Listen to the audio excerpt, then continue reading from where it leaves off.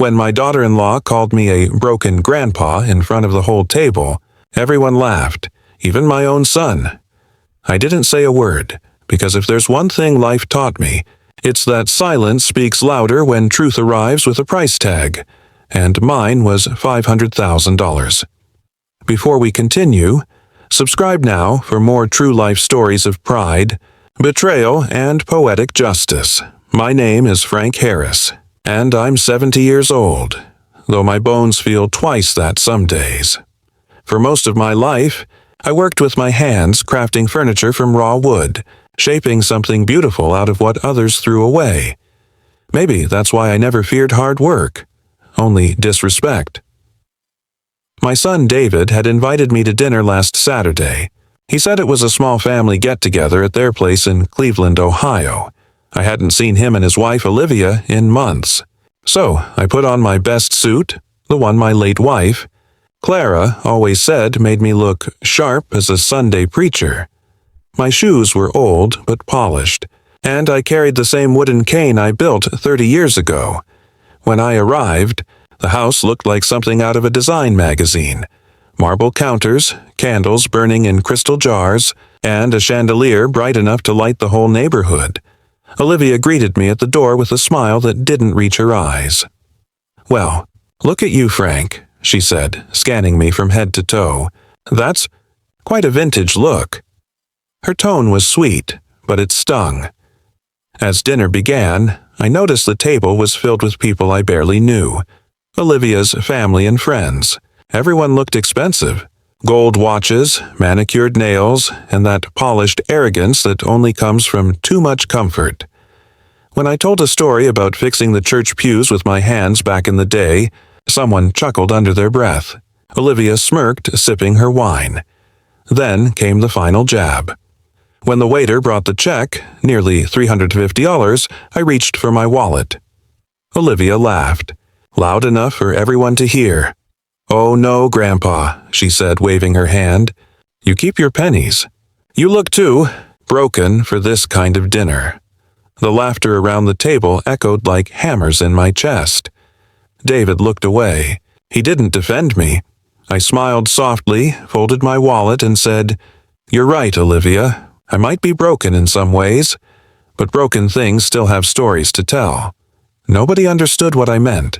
But I did, because I knew something they didn't, and by the time they found out, every one of them would wish they'd chosen respect over ridicule. That night, after everyone had gone home, I sat in my old pickup truck outside their glowing house, a mansion compared to the one-bedroom I lived in. The rain started tapping against the windshield, and I smiled bitterly. "Broken," I whispered to myself. "Guess they don't make mirrors in that house." Truth is, I hadn't been broken in a long time, not since I rebuilt myself after losing Clara. After she passed, I poured every drop of grief into my craft, restoring old furniture, repurposing antiques, and eventually building custom pieces for high-end hotels and art galleries across Ohio and Pennsylvania. The business grew slowly, quietly. I never told David how well it had done. I just sent him money when he needed it. For his college, his car, even his wedding. But Olivia never liked that. She came from money, her father was a real estate developer, and she saw me as some blue-collar embarrassment. What she didn't know was that 3 years ago, I had sold my small workshop to a design company for $500,000. Not because I needed the money, but because I was ready to retire. Still, I kept most of that money untouched, sitting quietly in a private account, waiting for a reason, and after that dinner, I found one. The next morning I called Helen, my old business partner, a fiery woman with gray curls and sharper instincts than anyone I've met. "Helen," I said, "remember that interior renovation project for the local community center?" "Yeah, the one we planned but never launched?" "Let's do it. Full swing. I'll fund it myself." There was silence for a moment. Then she said softly, "Frank, are you sure?" "Very," I replied. "It's time people remember who I am, not what they think I've become." Over the next few weeks, we got to work. We hired young local carpenters, restored every wooden panel, and designed furniture that looked like art. Every day, my hands ached, but my spirit burned brighter than it had in years. Meanwhile, Olivia posted selfies from brunches and spa retreats. David called once asking if I was okay. I told him I was busy fixing something that's been broken for a while. He didn't understand, of course, but he would. The grand reopening of the Cleveland Community Center came sooner than expected. Local journalists showed up, cameras flashing as Helen spoke to the crowd. She introduced me as the man who built beauty with his hands and heart. And then, the cherry on top, the mayor presented me with a plaque. For your $500,000 contribution to the people of Cleveland, we honor Frank Harris. That moment felt surreal. The applause thundered, but I wasn't thinking about the cameras or the speech. I was thinking about that dinner, about Olivia's laughter, about David's silence. So I made a call. "David," I said calmly, "bring your wife and her parents to the community center this Friday. There's something I want to show you." He hesitated but agreed.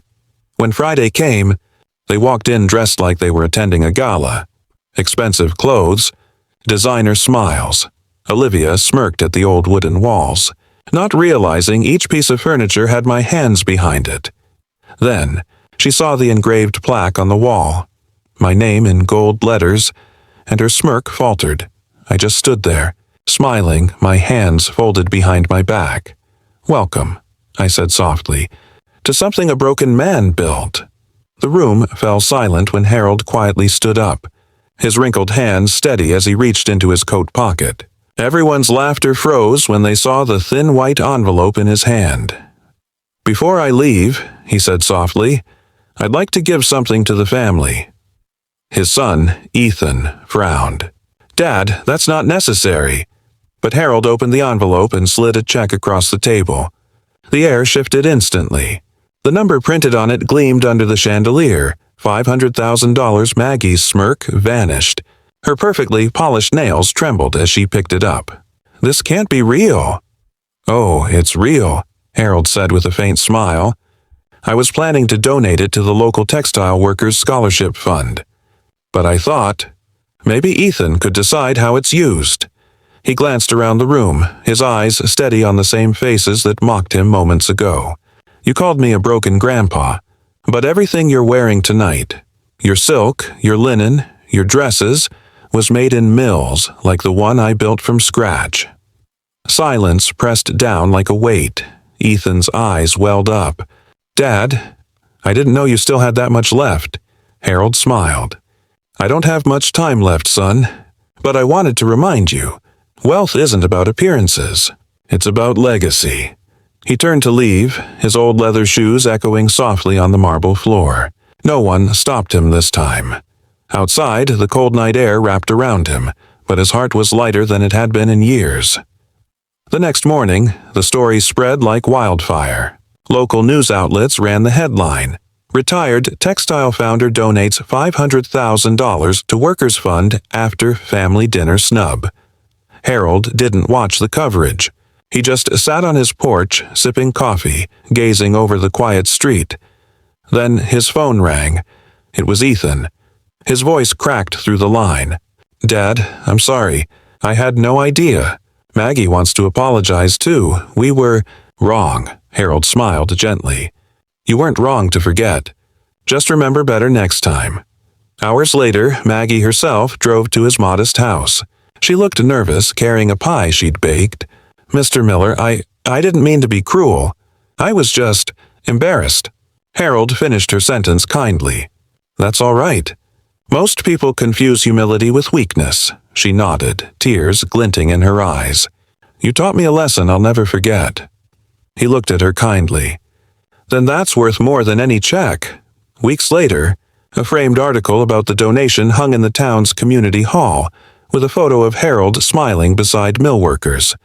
And though he'd been mocked, forgotten, and dismissed, he left something no one could ever laugh at again: respect that money couldn't buy, and dignity no one could take away.